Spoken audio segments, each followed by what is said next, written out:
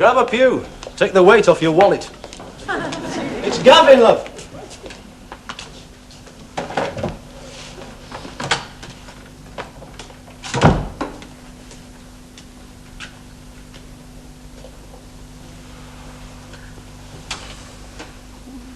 Finally happened, Chris.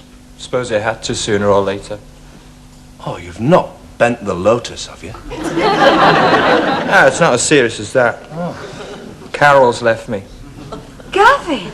It's been looming for months, Fliss. Hey, will this thing come up a couple of notches? Can't hold my head in my hands back here.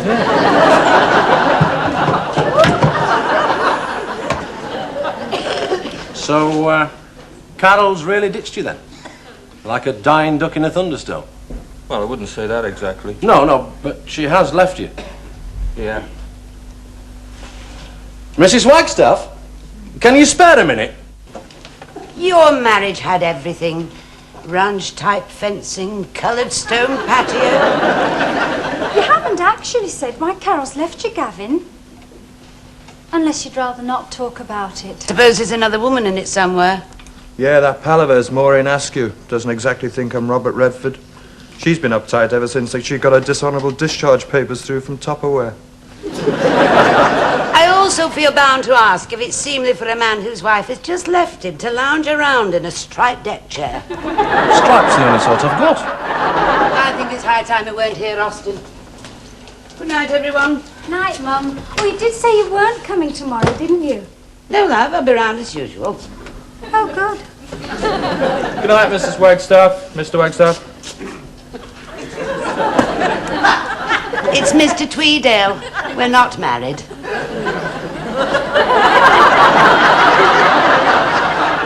Much better just living together, isn't it? Avoids all the mess. I think it's very high time we weren't here, Austin.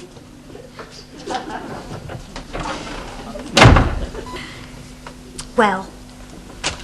Right. Yep. It's hard to know what to say. Yeah, I was thinking that. Hard to know what to say. Yeah. In the circumstances. Very hard in the circumstances. Being what they are. It really is very hard to know what to say. You don't mind me bringing my troubles round, do you? Oh, well done, Gavin. I thought that was set in for the night. Of course we don't mind. That's what we're here for. Ah, good. Your kid's all right? Yeah, fine. That's what we're here for too, night after night. Might have been different if we'd had kids. Probably. The real importance of kids to a marriage is that they have this tremendous knack of making you very, very poor. There are compensations, Chris. In 20 years, they leave home. That's one right away. Of course, when you get right down to it, I blame myself for what's happened. My fault, really. Yeah, I suppose so. What do you mean? I was just agreeing with you, that's all. No, I mean, it's my fault for being in the airline business. Notorious for broken marriages, you know. Yeah, the public have no idea of the heartaches behind the glamour.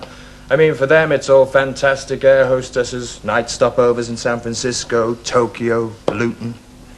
Does that really apply if you work in Albert Square? I'm out at Manchester Airport almost every other day with a special package.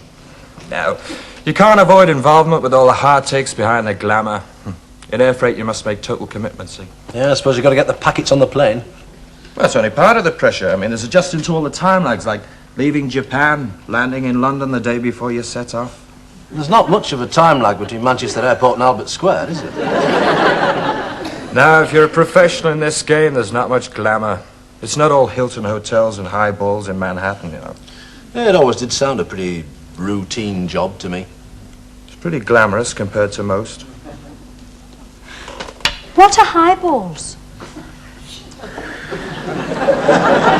Oh, they're, you know, what you drink in Manhattan.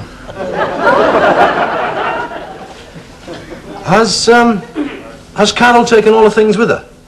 Yeah, you know, she might not have left you at all. I mean, she could be at home now, dying to make her. Cleaned out our joint bank account. That sounds pretty definite. And she's taken her heated hair rollers. Oh.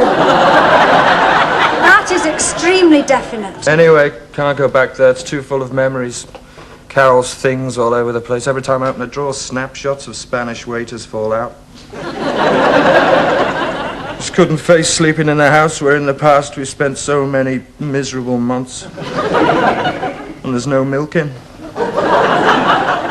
Where were you thinking of staying? Not really thought, you know.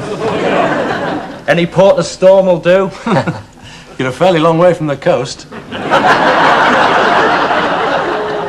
Actually, a very minor reason why I came round was to see if you or Fliss knew of someone, you know, spare bedroom, put me up for a couple of days. While I try and pick up the pieces. Suppose you do get over this sort of thing. Can't think of anyone offhand.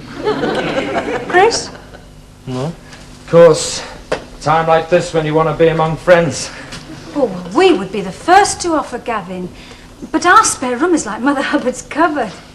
I mean, we would if we could, wouldn't we, Chris? Honestly, pal, if that bedroom had been furnished, it would have been yours for as long as you wanted. Don't worry, Chris. Can't help worrying. It's only natural. I've got a furniture van outside with enough stuff to fill.